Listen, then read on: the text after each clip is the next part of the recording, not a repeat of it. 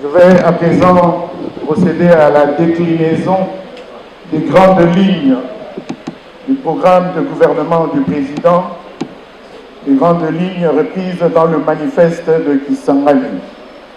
1. État de droit et légitimité du pouvoir d'État. L'état de droit impose que tous les citoyens et toutes les institutions obéissent aux procédures et règles constitutionnelles et résolvent tout conflit conformément à la loi. Il est donc primordial de considérer l'état de droit comme un principe directeur de consolidation de la paix et du développement d'un pays. Sans un état de droit, auquel à la fois les citoyens, les responsables gouvernementaux et les institutions sont tous soumis, la RD Congo continuera de connaître l'instabilité, la violence, l'impunité, la pauvreté et le sous-développement. Selon le dernier indice de l'état de droit, publié chaque année par le World Justice Project, la RDC est lamentablement classée 137e sur les 139 pays étudiés. Dans le monde, elle est la dernière dans la catégorie absence de corruption et par rapport aux autres pays africains, notre pays se classe dernier dans les catégories clés de la justice civile et de la justice pénale. Dans l'ensemble, cela signifie que le lien entre les citoyens congolais et leurs dirigeants a été brisé. Une situation lamentable qui s'est aggravée à la suite des élections volées de 2018. L'absence de l'état de droit est aussi reflétée par le niveau de corruption observé dans notre pays. Personne n'a peur de rien. On vole, on pille systématiquement l'État, à tel point que tout le monde, même se sachant incompétent, veut exercer les fonctions d'État pour s'enrichir illicitement en se disant « chance et le Kopamba ».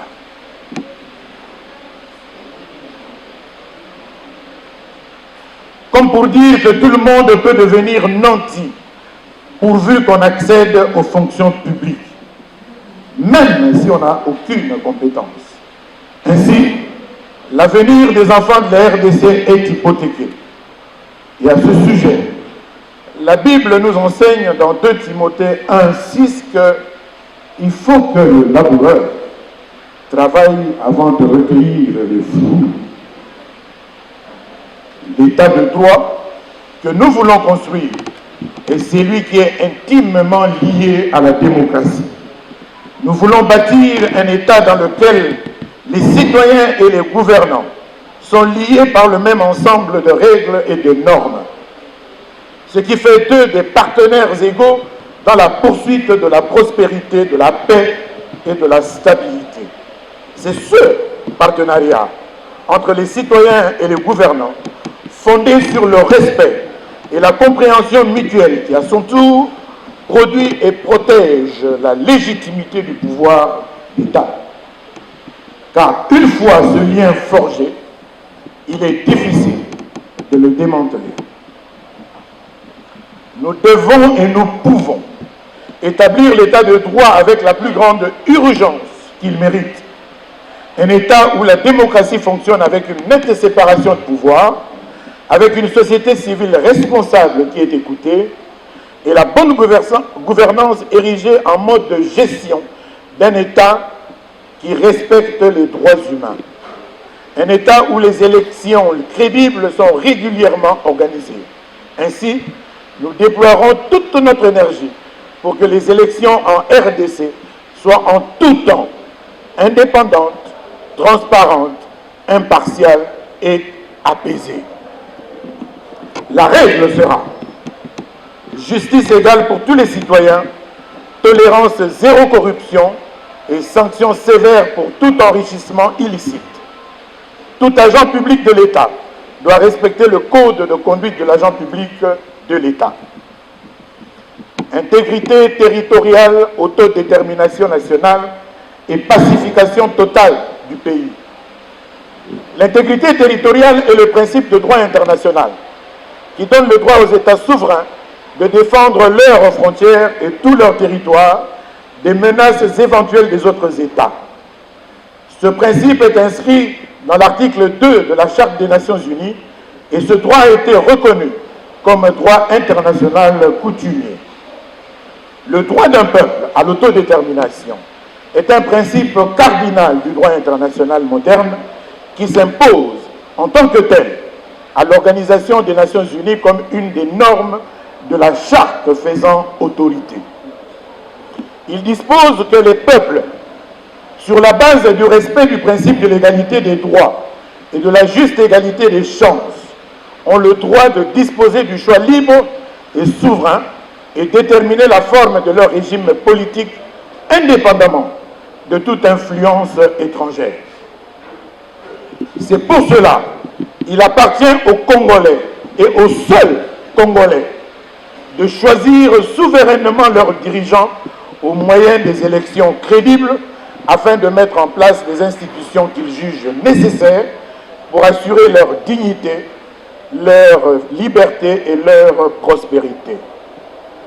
Nous allons ainsi doter notre pays d'une armée républicaine, bien formée, bien équipée et bien entretenue, capable de défendre efficacement l'indépendance de notre pays,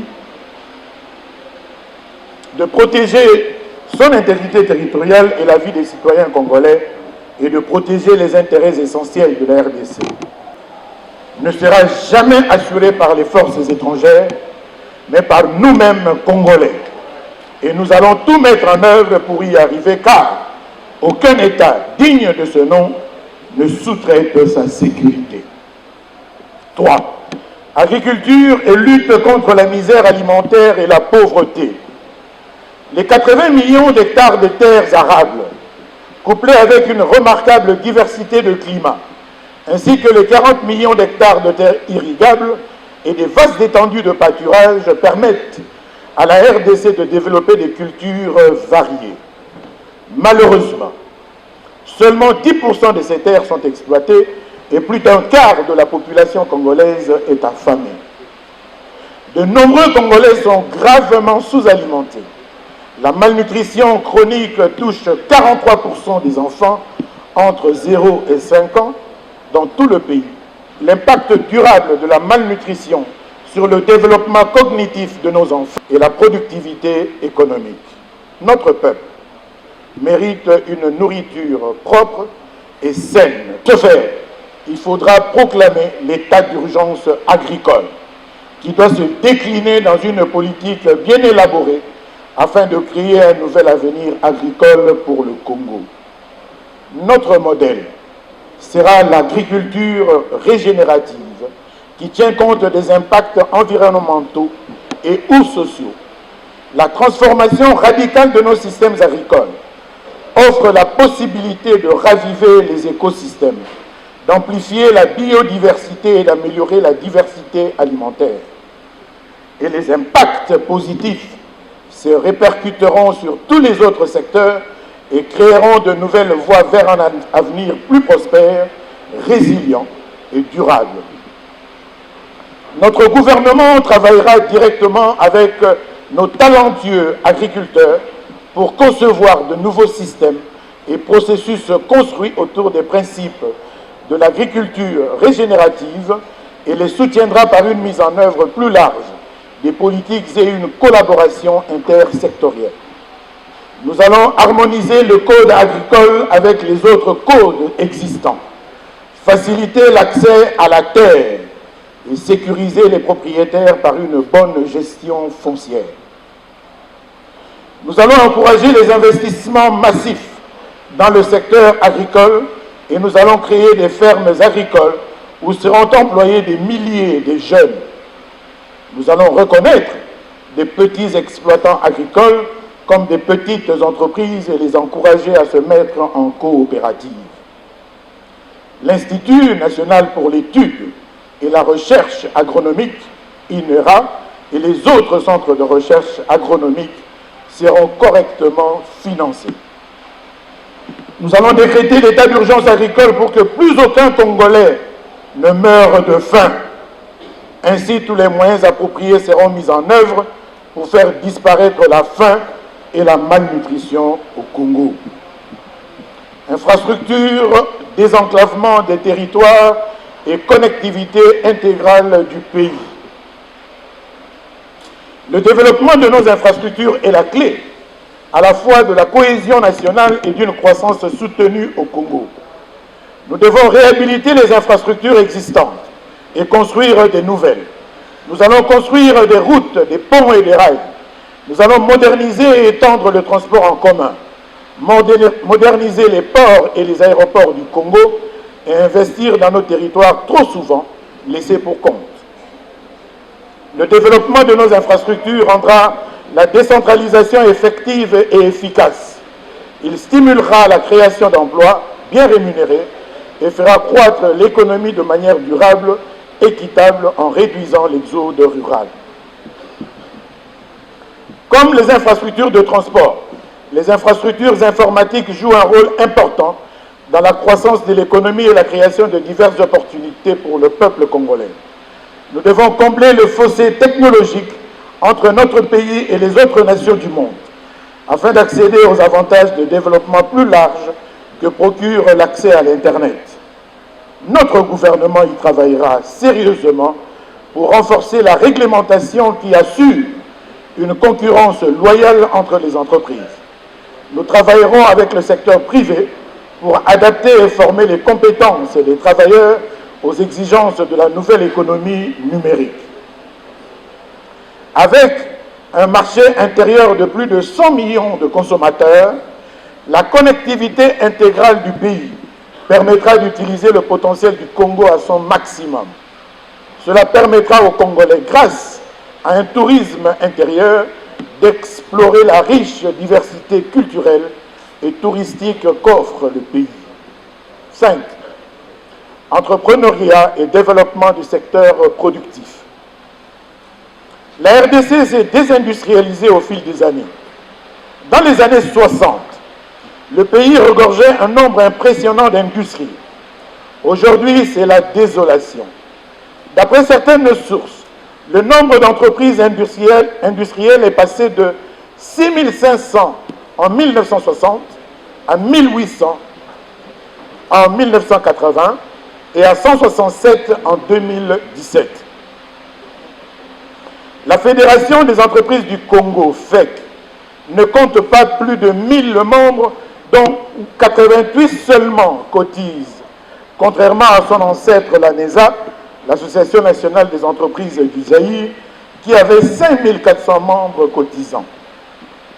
Pour relever les défis, nous allons commencer par améliorer l'environnement des affaires. L'environnement des affaires pour tous les investisseurs nationaux et étrangers, et nous allons construire un pôle technologique durable axé sur l'entrepreneuriat dans le développement durable, des technologies vertes, des technologies agricoles, pour établir davantage les références du pays en matière de durabilité et le rôle essentiel qu'il doit jouer dans la transmission mondiale, dans la transition mondiale vers une technologie durable. Plus largement, nous allons 1. Créer des banques de développement et améliorer l'accessibilité des entreprises congolaises au financement des banques de développement internationales. 2. Créer des programmes de prêts et de subventions offerts directement aux entrepreneurs en utilisant des recettes fiscales pour stimuler l'activité des entreprises. 3. Développer un marché robuste et transparent des marchés publics pour des entreprises congolaises. 4. Organiser et développer le tourisme. 5. Actualiser la cartographie minière et mener des études géologiques pour connaître tout le potentiel minier du pays afin d'élaborer un plan minier national. 6. Développer une politique minière à la dimension de nos ressources naturelles. 7. Rassembler toutes les études disponibles sur les hydrocarbures pour une évaluation précise de nos potentiels et mettre en place une politique adéquate. 8. Développer une politique industrielle axée sur la chaîne de valeur et les avantages comparatifs de la RDC. 9. Enfin, opérer la réforme de la fiscalité congolaise de fond en comble, en commençant par fusionner toutes les administrations fiscales dans un seul organisme. Développer une politique industrielle axée sur la chaîne de valeur et les avantages comparatifs de la RDC, dynamiser les entrepreneurs congolais par divers mécanismes d'incitation pour être des vrais investisseurs, appliquer la règle gagnant-gagnant pour les investisseurs étrangers, pour que les ressources naturelles du pays profitent aussi aux Congolais. 6. Écologie et développement durable, salubrité publique. Les ressources de la planète ne sont pas inépuisables. Nous devons les gérer avec parcimonie afin d'assurer l'équilibre de la biodiversité de notre environnement. La RDC possède l'un des poumons vitaux de la Terre, un réservoir de biodiversité, la forêt tropicale, qui consiste à 62% du bassin du Congo qu'il faut à tout prix protéger. Le monde a besoin de la forêt tropicale de la RDC pour atténuer les effets du carbone dans l'atmosphère. Nos tourbières contiennent plus de 30 milliards de tonnes métriques de carbone, soit à peu près la même quantité de carbone rejetée par l'économie mondiale en 3 ans. La RDC joue ainsi un rôle important dans la protection de la qualité de vie de tous les citoyens du monde. Et il est important que nous équipions le pays d'une stratégie nationale de conservation et de gestion durable de notre biodiversité. Nous allons donc développer des stratégies efficaces et des politiques adaptées en matière d'aménagement du territoire, d'assainissement, de salubrité publique, de gestion de l'eau et de pollution. Nous devons avoir des villes et des villages fonctionnels et propres, bien tracés, bien aménagés et non des bidonvilles. Nous devons améliorer l'accès à l'approvisionnement en eau potable, à des installations sanitaires adéquates dans les villes, les villages et les écoles. Nous devons promouvoir des pratiques d'hygiène à travers tout le territoire national. 7. Investissement du capital humain, éducation de qualité, formation professionnelle, recherche scientifique et innovation.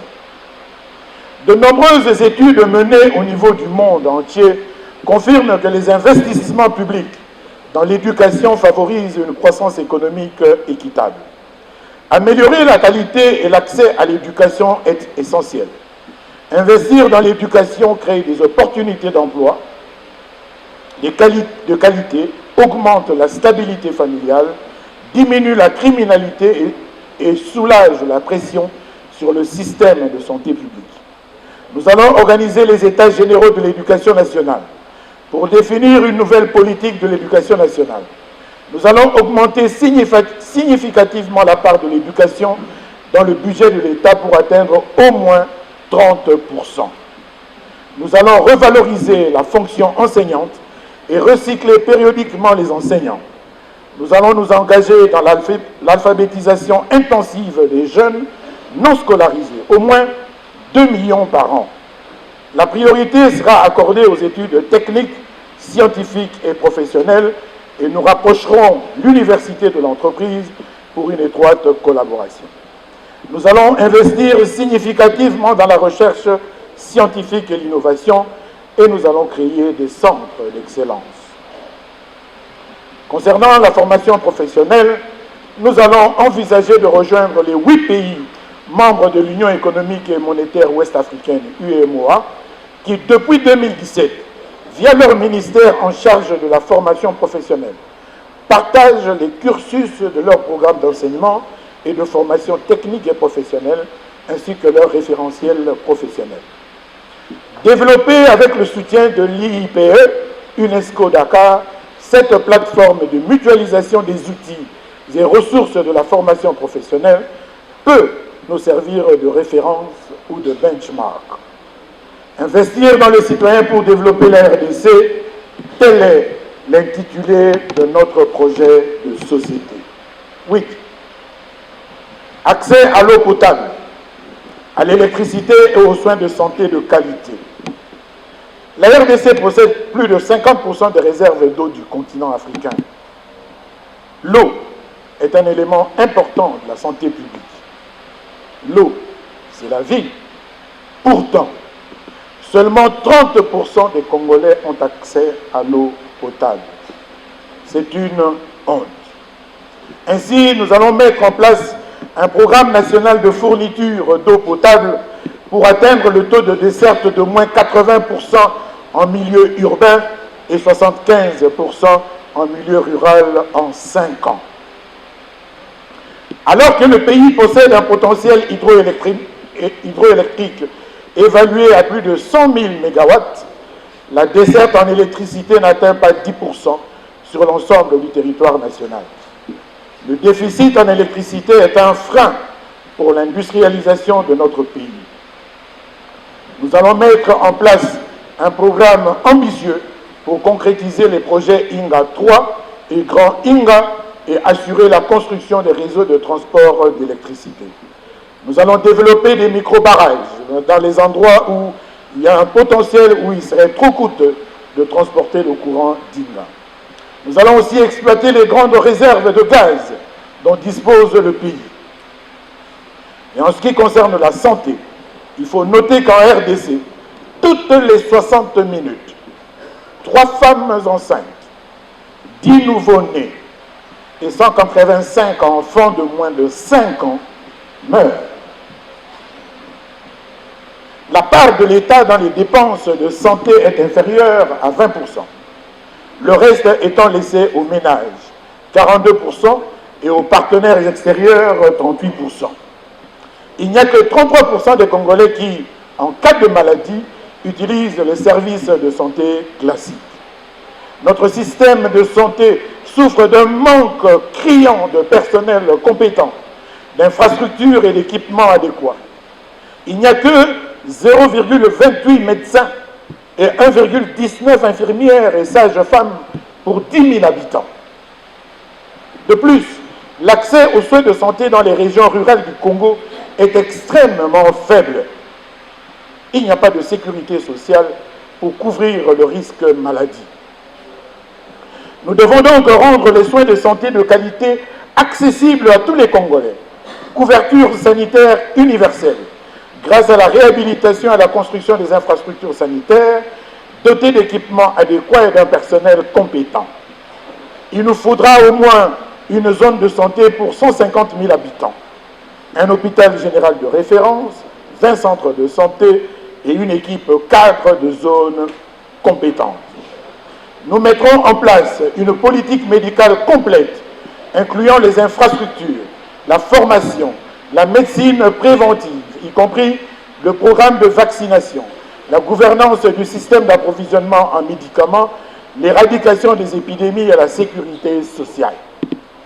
Nous allons mettre en place un système social qui aide les personnes et les familles qui éprouvent des difficultés à subvenir à leurs besoins. Nous mettrons en œuvre des changements structurels et politiques qui résoudront les problèmes qui ont trop pesé sur nos concitoyens. Nos services sociaux doivent être là pour les personnes à chaque étape de leur vie, de la grossesse au service du vieillissement. 9. Réaffirmation et promotion de l'identité culturelle congolaise et du patrimoine matériel et immatériel. Le Congo, cœur de l'Afrique, est un pays riche culturellement grâce à sa diversité de tribus qui lui donne une identité authentique. Nous avons le devoir de réaffirmer, de sauvegarder, de promouvoir cette identité. Celle-ci est constituée de plus de 450 tribus et langues parlées, écrites aussi pour certaines, de traditions et coutumes, d'objets culturels, de poèmes, de peintures, de musique, de danse, de festivals et de tant d'autres choses. La puissance de cette diversité doit faire vibrer et faire vivre notre nation, socle et base de la cohésion nationale. Tous les Congolais doivent connaître l'histoire de leur pays. l'histoire des empires et royaumes du Congo, avec un K, l'histoire de l'esclavage, celle de la colonisation, le cheminement de Simon Kimbangu, la lutte héroïque et douloureuse pour l'indépendance de notre pays, les soubresauts des institutions politiques congolaises et les différentes agressions que subit notre pays de la part de certains voisins, notamment le Rwanda, l'Ouganda et le Burundi. Nous allons créer une nouvelle gouvernance culturelle qui sera prise en charge par 3 départements distincts de gestion des affaires culturelles, à savoir 1. Le département du livre, de la lecture et de la mémoire. 2. Le département de la musique, de la danse, du cinéma et du théâtre. 3. Enfin, le département des arts et de l'artisanat. Nous allons élaborer une encyclopédie des valeurs traditionnelles pour pérenniser les savoirs anciens de chez nous et enseigner l'ancestralité congolaise. Nous allons procéder à l'exhumation et à la production cinématographique des héros parangons des vertus nationales.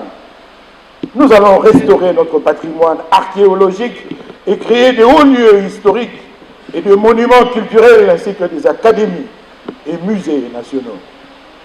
Nous allons mettre en œuvre un programme national de sauvetage du patrimoine culturel congolais dont la mission sera de récupérer, de protéger et de préserver les importantes collections d'art, d'artefacts, d'objets de musée, d'éléments architecturaux, de documents, de films, de photographies, d'enregistrements vidéo et sonores du passé congolais. Famille, genre et citoyenneté 10. Bien que la République démocratique du Congo soit un vaste territoire composé de plus de 450 tribus de langues et d'affiliations diverses, nous sommes en effet une seule et grande famille. Nous sommes tous des citoyens vivant sous le même drapeau national et ayant prêté allégeance à celui-ci. En tant que Congolais, nous sommes bien conscients de la corruption cavalière et des crimes qui sont perpétrés contre nous par des fonctionnaires et agents cupides, chez nous comme à l'étranger. Ce dont nous avons besoin aujourd'hui, c'est donc d'un nouveau sens de citoyenneté congolaise, fondé sur un patriotisme profond, un sens du devoir pour garder la tête haute et exiger notre dignité humaine, trop souvent trahie, voire volée. Dans le cadre de cet effort national pour revendiquer notre dignité, nous devons être conscients du rôle crucial et des impacts de la femme congolaise. Trop souvent, en effet, nos mères et nos filles, 53% de nos populations sont des femmes. Par un simple calcul économique, nous ne pouvons pas nous permettre de marginaliser leur voix et leur contribution. Que 61% des femmes congolaises vivent sous le seuil de pauvreté contre 51% des hommes. C'est inacceptable. La persistance de cet équilibre désuet entre les sexes dans tous les domaines du développement économique, social, culturel et politique doit cesser. Il faut en dire autant de la violence sexiste, l'une des nombreuses épidémies qui freinent notre pays tout en faisant la une des journaux embarrassants dans le monde entier. Jusqu'à 52% des femmes en RDC sont des survivantes de violences domestiques et 39% déclarent avoir été menacées, intimidées ou blessées. Tout cela doit cesser. Après que les activistes congolais des droits des femmes font pression pour des réformes juridiques depuis près de 20 ans, il reste trop de résistance parmi les législateurs à prédominance masculine de notre Sénat et de notre Assemblée nationale. Nous avons également pris du retard dans la réforme de nos lois sur l'égalité des sexes par rapport aux autres pays de la région. Cela va changer sous le leadership du président Martin Fayulu. S'il est crucial de réformer nos lois pour mieux refléter les normes régionales et internationales. C'est aussi une bataille pour changer les cœurs et les esprits, pour changer toute une culture. Et cela doit commencer au sommet, car le leadership compte. Nous souscrivons donc à l'obligation constitutionnelle de la parité et nous devons l'appliquer. Nous devons former des citoyens, c'est-à-dire des hommes et des femmes conscients de leurs droits, mais aussi de leurs devoirs, de leurs obligations. 11. Coopération régionale, internationale et coexistence pacifique. Aucun pays au monde ne peut vivre en autarcie. Tout le monde a besoin de coopérer avec d'autres pays en vue de l'établissement des échanges divers, notamment en matière d'économie, de culture, d'éducation, de défense et tant d'autres domaines. C'est pour cela notre héros national avait affirmé le 30 juin 1960 que, je cite, « Soyez sûrs que nous pourrons compter non seulement sur nos forces énormes et nos richesses immenses, mais aussi sur l'assistance de nombreux pays étrangers dont nous accepterons la collaboration chaque fois qu'elle sera loyale. Elle ne cherchera pas à nous imposer une politique quelle qu'elle soit. » Fin de citation. Ainsi, la RDC est membre de l'Organisation des Nations Unies, de l'Union africaine et de plusieurs organisations sous-régionales. Mais dans l'entretemps, elle entretient une relation complexe avec certains voisins d'Afrique de l'Est, notamment le Rwanda, le Burundi et l'Ouganda. Nous allons privilégier la coexistence pacifique avec tous nos 9 voisins et nous allons développer des relations bilatérales avec tous les pays du monde épris de paix, de justice et d'amour fraternel, tout en affirmant avec fierté notre appartenance dans le continent africain et dans la région d'Afrique centrale. Nous allons demander la réorganisation de l'ONU et également de l'Union africaine pour qu'elle soit efficace dans ses résolutions des crises, dans les résolutions des crises dans le monde en général et en Afrique en particulier. 12. Jeunesse engagée.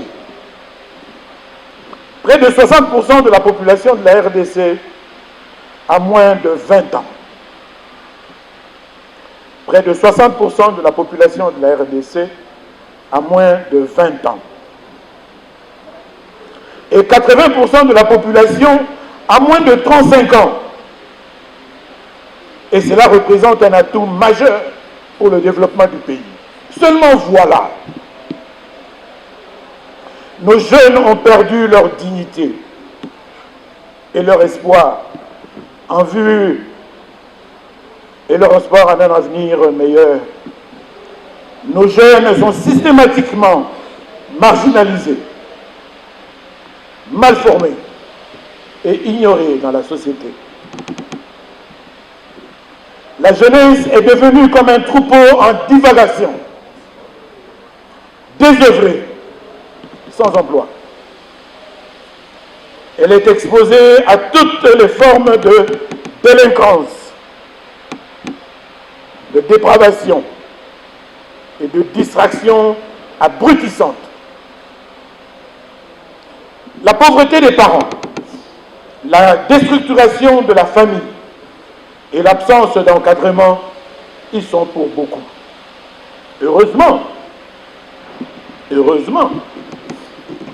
il y a certains jeunes très engagés, notamment ceux des mouvements citoyens et des artistes musiciens. Les jeunes de nos partis politiques qui ont compris qu'ils doivent dénoncer la mauvaise gestion de l'État par les tenants actuels du pouvoir et participer aux activités nobles de nos partis pour que leurs conditions de vie changent. Bravo à cette jeunesse.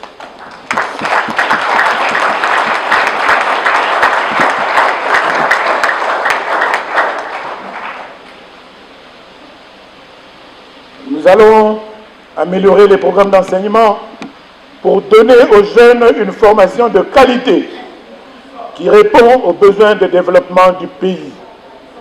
Nous allons mettre en place un programme national de renforcement de capacité des jeunes sur le leadership et l'entrepreneuriat, et nous allons créer des centres de formation pour les jeunes. Nous mettrons en place une politique de prise en charge des enfants et des familles défavorisées.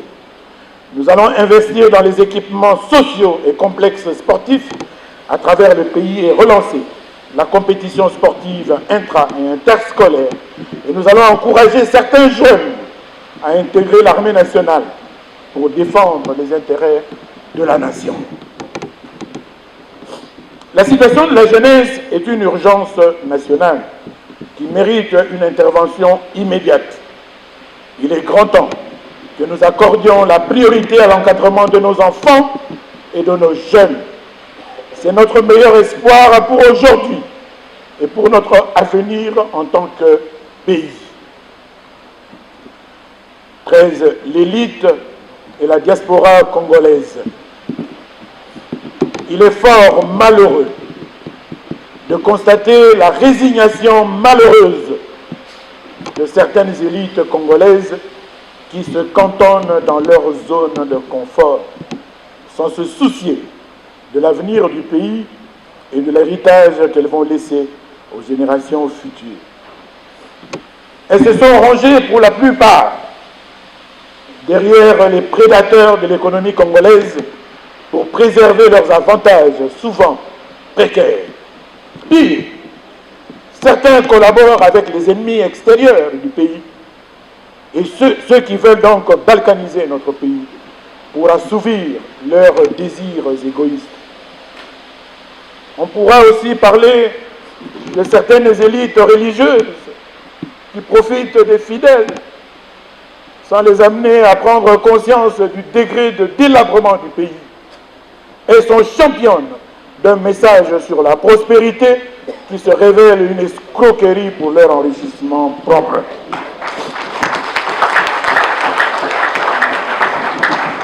Nous reconnaissons l'engagement patriotique de la diaspora congolaise pour la cause du pays. Nos concitoyens vivant à l'extérieur du pays sont des grands pourvoyeurs de moyens de subsistance pour les familles restées au Congo. Ces compatriotes méritent vos applaudissements.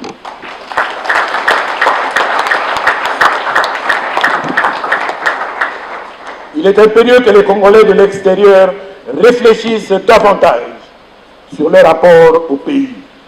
Nous allons valoriser l'apport des Congolais vivant à l'étranger en créant un bureau d'accueil des Congolais de l'extérieur. Tel est, mesdames et messieurs, les congressistes, distingués invités, le résumé du manifeste de Kisangani. Tel est, mesdames et messieurs, le manifeste de Kisangani qui va servir de base pour l'élaboration de notre programme de gouvernement. Je vous remercie. Clos le deuxième congrès ordinaire des décidés. Merci, je vous remercie, que Dieu vous bénisse. Par le sang uni dans l'effort de l'indépendance, de son enfant, longtemps courbé et pour de